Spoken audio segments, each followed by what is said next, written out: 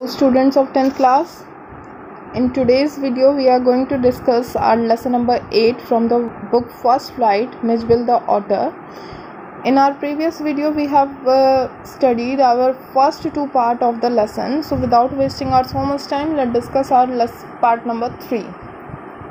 The days passed peacefully at Basra में काफ़ी शांति से उसके दिन बीत रहे थे, but I dread the prospect of transporting Mij to England. लेकिन फिर भी मैं मिज को जो है वो इंग्लैंड लेकर जाना चाहता था, एंड टू कैम्सफोर्निया, और फिर कैम्सफोर्निया ले जाने की संभावना से बहुत ज़्यादा ड्रेड का मतलब होता है डर रहा था.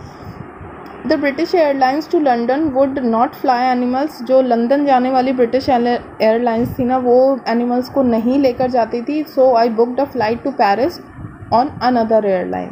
तो मैंने एक दूसरी एयरलाइंस करी से पेरिस की उड़ान जो है, पेरिस के लिए जो उसने फ़्लाइट थी वो बुक कराई, और वहाँ से फिर वो उसको फ्रॉम देयर टू लंदन, और वहाँ से उसको वो लंदन ले जाने के लिए तैयार हुआ, क्योंकि दूसरी वाली ब्रिटिश एयरलाइंस जो थी वो लोग एनिमल्स को नहीं लेकर जाते थे. The airlines insisted that Mitch should be packed into a box and not more than 18-inch square to be carried on the floor at my feet. I made a box. I had a box made an hour before we started. I put Mitch into the box so that he would become accustomed to it and left for a hurried meal. तो यहाँ पर जो है हमें author क्या बताता है कि एयरलाइंस वालों ने इस बात के लिए ज़िद कर ली थी कि मिच को जो है वो 18 इंच के एक बड़े डिब्बे में पैक ना किया जाए, बस उसे अपने पैरों में रख लेना होगा. तो उसने फिर भी एक डिब्बा बना लिया और 1 घंटे पहले ही वो लोग चल दिए थे, और ऑथर ने जो है मिच को डिब्बे में डाल दिया ताकि उसको उसकी आदत पड़ जाए, और वो मैं जल्दी से खाना खाने जो है वो ऑथर जो है वो चला जाता है. व्हेन आई रिटर्न, जब वो लौट कर आता है तो there was an appalling spectacle. बहुत ही सदमे वाला दृश्य था, मतलब एक शॉकिंग सीन था. There was complete silence from the box के अंदर जो है बिल्कुल साइलेंस था. But from its air holes and chinks around a lid, blood had trickled and dried. I whipped off the lock and tore open the lid, and Midge, exhausted and blood spattered, whimpered and caught at my leg. तो यहाँ पर जो है author हमें क्या बताता है कि जैसे ही मैं बाहर आया ना, खाना खाने के बाद बाहर आया, डिब्बे में बहुत ज़्यादा शांति थी, लेकिन हवा के जो उसने सुराख कर रखे थे ढक्कन के इर्द गिर्द, जितने भी सुराख बने हुए थे ना, उनमें से खून बाहर आ रहा था, और वो खून बाहर आने के बाद ड्राइड अप भी हो गया था, यानी सूख भी गया था. मैंने ताले को झटका देकर तोड़ दिया और डिब्बे के ढक्कन को फाड़ दिया. मिज जो है वो बहुत ही ज़्यादा एग्जॉटेड और खून से लथपथ था, यानी थका हुआ सा और बिल्कुल खून से लथपथ होकर जो है वो बाहर आया. तो इसके बाद क्या करता है कि वो हल्का हल्का सा रोया और उसने मेरी टांगों को पकड़ने का प्रयास करने की कोशिश करी. ठीक है. He had torn the lining of the box to shed when I removed the last of it so that there were no cutting edges left. It was just 10 minutes until the time of the flight and the airport was 5 miles distant. I put the miserable mess back into the box and holding down the lid with my hand. तो वो बता रहा था कि उसने डिब्बे के अंदर लगा हुआ कपड़ा जो है फाड़ कर उसकी छोटी छोटी कतरन सी बना दी थी उसने, मिज ने, और जब तक मैं अपने अच्छी तरह से साफ़ कर पाता ताकि उसको कोई चुभने वाला किनारा ना रहे उस डिब्बे के अंदर. हवाई जहाज़ को अब चलने में जो है फ़्लाइट को टेक ऑफ होने में सिर्फ 10 ही मिनट रह गए थे, और वहाँ से एयरपोर्ट जो है वो 5 मील की दूरी पर था. इसलिए उस मिजरेबल मिज को, यानी दयनीय से मिज को, डिब्बे में उसने वापस डाला और इसके ढक्कन को उसने हाथ से दबाए रखा. लिड जो कहते हैं ढक्कन को बोलते हैं. I sat in the back of the car with the box beside me as the driver tore through the streets of Basra as a ricocheting bullet. Ricocheting bullet होता है बेटा a bullet which changes direction after hitting a surface. तो वो कहता है कि author कहता है कि मैं कार की पिछली सीट के पर बैठ गया था, ठीक है, और साथ ही में मैंने अपने साइड में ही जो है वो मिज को भी बिठा लिया था, जबकि कार वाला चलाने वाला जो ड्राइवर था ना, वो बसरा की गलियों में से गोली की तरह चीरता हुआ सा निकल रहा था. मतलब इतनी फास्ट ड्राइविंग थी.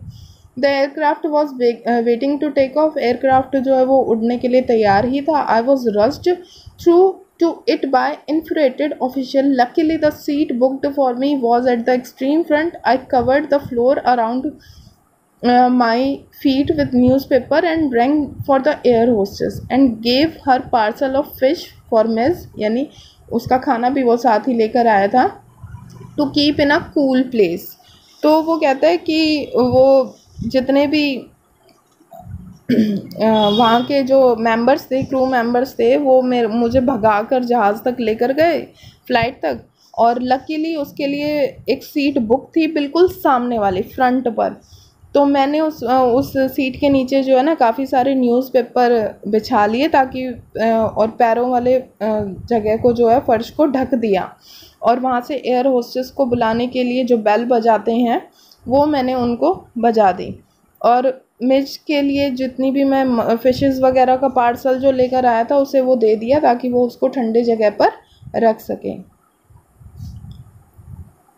I took her into my confidence about the events of the last half hours. I have retained the most profound admiration for that air hostess. She was the very queen of her kind. She suggested that I might prefer to have my pet on my knees, and I could have kissed her hand in the depth of my gratitude, but not knowing otters, I was quite unprepared for what followed.